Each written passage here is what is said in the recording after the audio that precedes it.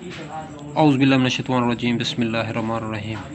नाज़रीन, मैं हकीम शहबाज़ हूँ। आपको हमारे फ़ेसबुक पेज और यूट्यूब चैनल पे खुश आमदीद। तो बात करेंगे थोड़ा देसी घी के हवाले से।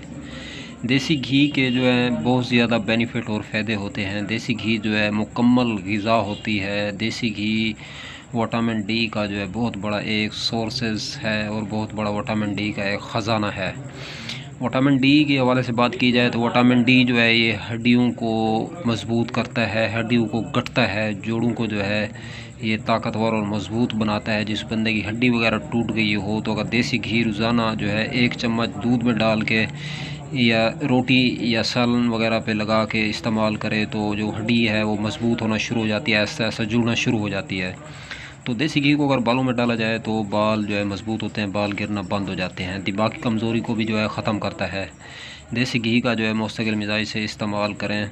और अब तक के लिए इतना ही। तब तक के लिए अपना भी ख्याल रखें और अपने फेसबुक पेज और यूट्यूब चैनल का भी। तो दोस्तों हम मिलेंगे किसी भी नई वीडियो के साथ। अब तक के लिए इतना ही। वीडियो अगर अच्छी लगे तो इस वीडियो को लाइक शेयर कमेंट ज़रूर करें।